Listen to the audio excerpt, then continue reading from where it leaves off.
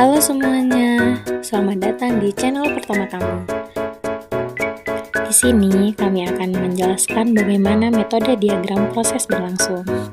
Sebelum lanjut ke slide selanjutnya, hendaknya kita mengetahui apa arti proses itu sendiri.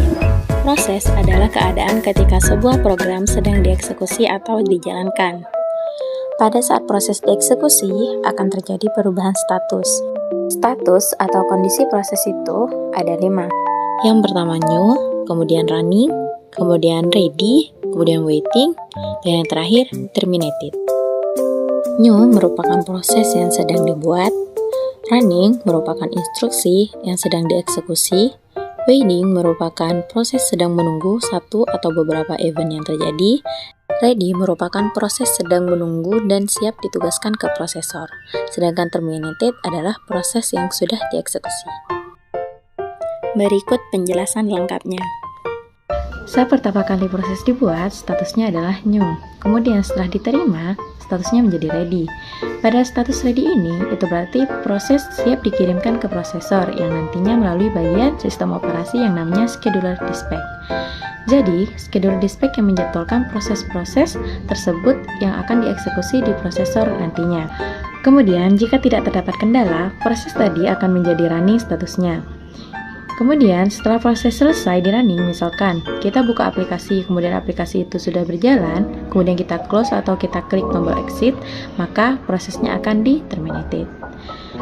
Itu pada kondisi terminated ini ya. Kondisi selanjutnya itu namanya interrupt. Jadi, saat proses dalam keadaan ready, kemudian sudah proses running, namun nanti ada peristiwa atau event tertentu yang mengharuskan si proses ini terinterrupt. Contohnya, saat kita membuka Adobe Photoshop, kemudian kita membuka secara bersamaan Microsoft Word. Maka yang akan didahulukan adalah si Microsoft Word ini. Jadi, si Adobe Photoshop yang kita buka sebelumnya itu akan terinterupsi oleh Microsoft Word. Kenapa dapat terinterupsi oleh Microsoft Word? Karena si Microsoft Word ini dia membutuhkan RAM lebih kecil sehingga akan lebih cepat untuk dieksekusi. Hal itu yang dapat menjadi Adobe Photoshop akan lebih lama terbuka nantinya.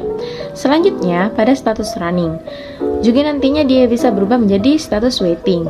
Hal ini terjadi jika ada event atau pengiriman sinyal ke input-output yang belum selesai. Contohnya, misalkan kita ngeprint di kertas. Itu kan tidak langsung tiba-tiba muncul printernya, jadi ada proses waiting. Waiting itu terjadi karena terdapat pengiriman sinyal dari laptop atau komputer kita ke printer. Nah, setelah waitingnya selesai, maka proses itu statusnya akan menjadi ready lagi. Di sini yang mana disebut dengan I/O complication adalah dimana penyelesaian setelah komputer kita mengirim sinyal ke printer, maka statusnya akan ready lagi. Jika statusnya sudah ready, maka prosesnya akan berubah menjadi running lagi karena sudah selesai pengiriman sinyalnya dan printer pun dapat berjalan.